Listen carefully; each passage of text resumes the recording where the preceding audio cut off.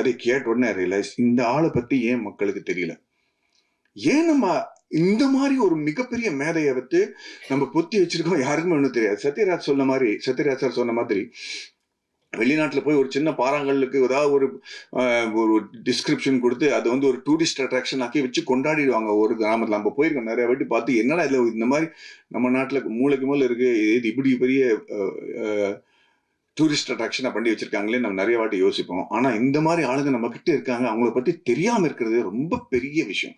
So அவரை பற்றி ஏன் தெரியணும்? ஏன்னா இன்னைக்கு நடக்கிற பல விஷயங்கள் அவர் அன்னைக்கே பண்ணிட்டாரு. ஊபருங்கிற விஷயம் இப்பதான் நமக்கு தெரியும், அது அவரு அன்னைக்கு கிட்டத்தட்ட 80 வருஷம் முன்னாடியே பண்ணிட்டாரு. அந்த மாதிரி பல விஷயங்கள் இந்த படத்துல நீங்க பார்க்க போறீங்க.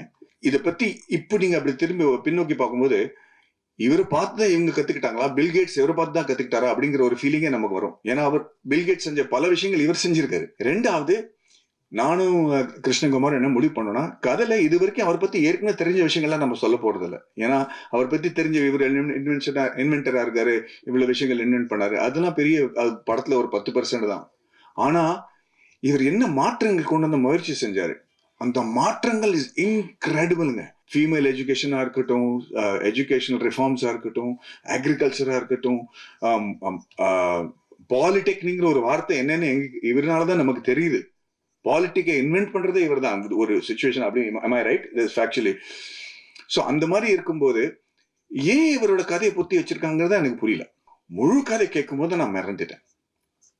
இன்னைக்கு இருக்கிற ஸ்டார்ட் அப்ஸ், இப்ப நிறைய பேர் நம்ம நாட்டுல சின்ன சின்ன லேடிஸ் எல்லாம் வந்து ஊர்காய் வித்து அப்பளம் பண்ணி வித்து பல லட்சம் ரூபாய் மாசத்துக்கு சம்பாதிக்கிறாங்க. Because they started their own enterprise.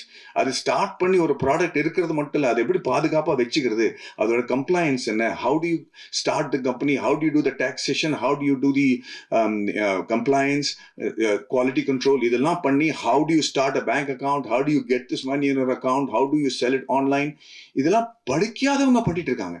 And சத்தியமா சொல்றேன், தேர் earning in lakhs of rupees.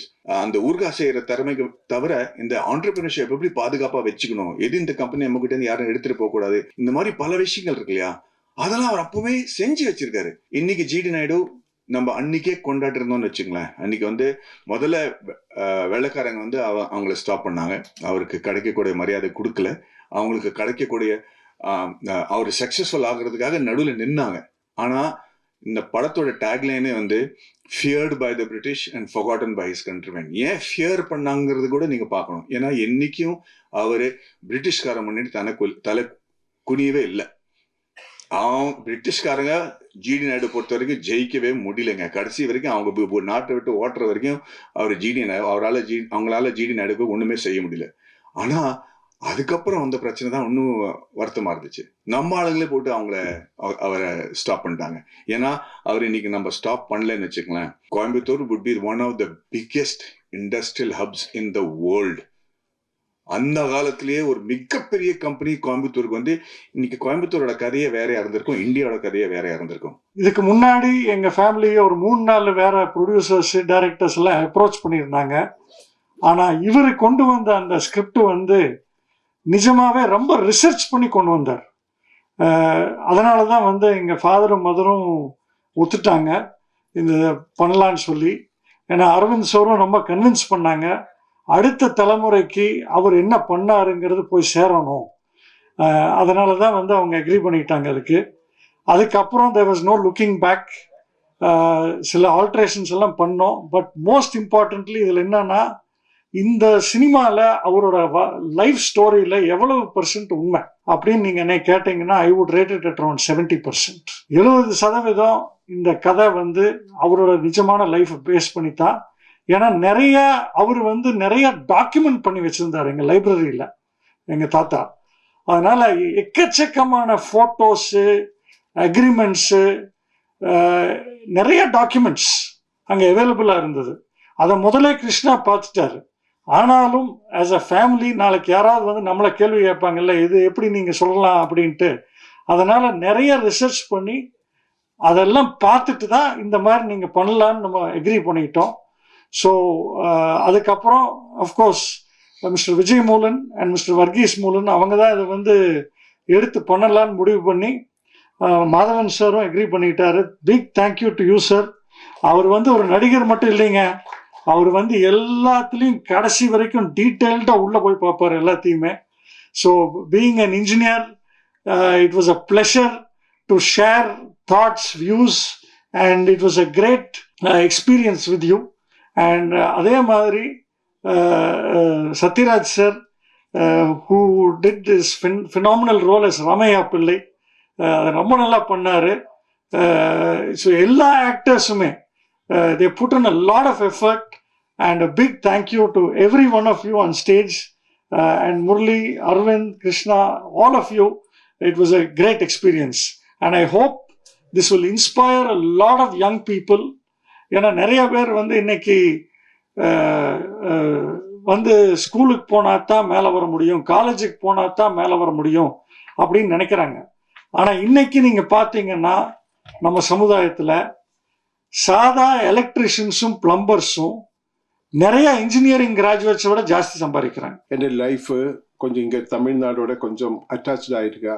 ஆனால் என் கிராஜுவேஷன் முடிஞ்சிட்டு இங்கே சென்னையில் தான் எனக்கு அன்னைக்கு மட்ராஸ் 1977 மட்ராஸில் தான் இங்கே வேலை கிடைச்சது இந்தியன் எக்ஸ்பிரஸில். அது சரோஜ் கோயங்காவோட அவர் அந்த ஆஃபீஸ் டீமில் செக்ரட்டரியேட்டு எனக்கு ஜோலி கிடச்சிது. 2-3 வருஷம் இங்கே இருந்தது. இங்கே 1000 லைட்ஸில் தான் நம்ம வசிச்சிருந்தது. அதனால் அன்னைக்கு நிறைய தமிழ் ஃப்ரெண்ட்ஸ் இருந்தது. இப்போ அவரெல்லாம் அங்கே ஆஃபீஸில் வந்தாலும் கொஞ்சம் இது டைம் கிடைக்கும்போதெல்லாம் அந்த சினிமாவோட அந்த நேத்தியில் பார்த்த சினிமாவோட அந்த விஷயம் தான் ஜாஸ்தி பேச்சு. அப்புறம் நெக்ஸ்ட் ஃபிலிம் எப்படி பார்க்கலாம் அந்த பேச்சு நானும் அவர்கிட்ட ஒரு ஃப்ரெண்ட்ஸ் ஆக்கி அவர் கூட நிறைய எல்லாம் இங்கே ஃபிலிம் பார்க்கறதுக்கெல்லாம் போய் அப்போ எனக்கு தெரிஞ்சது இங்கே தமிழ்நாட்டில் தமிழ் மக்கள் எவ்வளோ அட்டாச்சு இந்த ஃபிலிமோடு ஆயிருக்கா. அப்புறம் அந்த எம்ஜிஆர், அப்புறம் அதுக்கு சேஷம் வந்த எல்லா இது நாயகரோட இப்போ விஜய் எப்போ வந்திருக்கா, எப்படி அட்டாச்சாக இருக்கு, இதெல்லாம் பார்க்கும்போது எனக்கு என்ன சொல்கிறேன், இவ்வளோ சின்சியராக இவ்வளோ ஓப்பன் மைண்டடாக இந்த சினிமையோட டச்சிங்கில் இவ்வளோ இருக்கிற தமிழ் மக்களோட எனக்கு ரொம்ப வாழ்த்திருக்கா. இந்த படத்தில் எடுக்கும்போது ஒன்னொன்னுத்துலேயும் ஒரு சேலஞ்ச் வந்தது. சேலஞ்ச் வரும்போது அதை எப்படி கவர்ந்தான்னு சொல்லிட்டு தான் நீங்கள் படத்தில் பார்க்க போகிறீங்க. இதுதாங்க ஸ்கிரிப்ட் ஸ்டேஜ். எடுக்கும் போது பல சேலஞ்சஸ்ங்க. இது ஒரு பீரியட் படங்க. அடுத்தது வந்து இந்த படத்தில் வந்து எல்லாம் ஜாம்பவான்லாம் இருக்கானுங்க. எல்லாம் இவங்களை பார்க்கும்போதே எனக்கு வியூ ஃபைண்டரில் பார்க்கும்போதே அப்படி ஒரு தெம்பு இருக்குங்க இவங்களை பார்க்குறது, அவங்க பர்ஃபார்மன்ஸஸ். சார் சத்யராஜ் சார்லாம் அவர் ஃபஸ்ட் டைம் நான் ஒர்க் பண்ணுறேன் அவரோட முதல் படத்துலேயும் அவரை ரசிகங்க நான். ஸோ அவரை வியூ ஃபைண்டரில் பார்க்குறதுக்கு எனக்கு ஒரே சந்தோஷம் மைண்ட். அஃப்கோர்ஸ் ஒரு பர்ஃபார்மன்ஸும் தலை தெறிக்க விட்டாங்க என்ன. நான் ரொம்ப என்ஜாய் பண்ணி எடுத்த படங்க அது. வேறு என்ன மிச்சத்தெல்லாம் நீங்கள் வந்து படத்தில் பார்க்கலாம். அஃப்கோர்ஸ் மிச்ச டிபார்ட்மெண்ட்டில் எனக்கு கூட இருந்தவங்க வந்து மேக்கப் டிபார்ட்மெண்ட் ரஞ்சித் சாரு, நம்ம காஸ்டியூம் ஜஷீத், அவர் வந்து அவங்க வந்து இவங்க 2 அண்ட் மை ஆர்ட் டைரக்டர், இவங்க 3 பேர் இல்லைன்னா ஒரு ஒளிப்பதிவாளர் ஒன்றுமே பண்ண முடியாதுங்க. ஸோ இவங்கெல்லாம் எனக்கு ரொம்ப ஒரு பக்கத்தில் ஒரு பெரிய ஸ்ட்ரெங்காக இருந்தாங்க எனக்கு. அதனால what ever that you see I attributed to all the people with me in the team. எல்லாரும் எனக்கு செஞ்சதுனால we got to do the film that you're going to see. Thank you very much.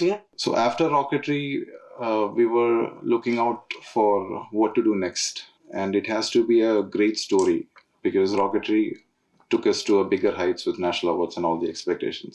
That's when I heard the story from Maddie, how excited he was hearing the story, and Arvind sir being a part of Rocketry, I got to know more about it. So the only thing I went after Arvind sir was like, somehow please get this project to us. I did not know Krishna or Rajkumar sir then, but later I got to know them. When I heard the story itself, I was like very sure this is the story we have to do after Rocketry. So thank you Rajkumar sir for allowing us to do this movie. Thank you Maddie for showing, your conviction to the story is what gave us the confidence. And Krishna's story podcast, I met him much later. It is the podcast that he sent to Maddie that I heard, and I was also mind blown by the plot and the story. And later it just grew over time. Satyaraj sir came, Jayaram sir came, Dushara, Priyamani, Aditi Balan, our friend Vijay Yashodas, and a string of actors. A lot more people are sitting here. Great honor to work with everyone. And a big thank you to my father, Varghese Moolan, I am just a namesake producer. He is the actual funder. It's with his money that it's all done. I'm only a manager here. Thank you all for the opportunity.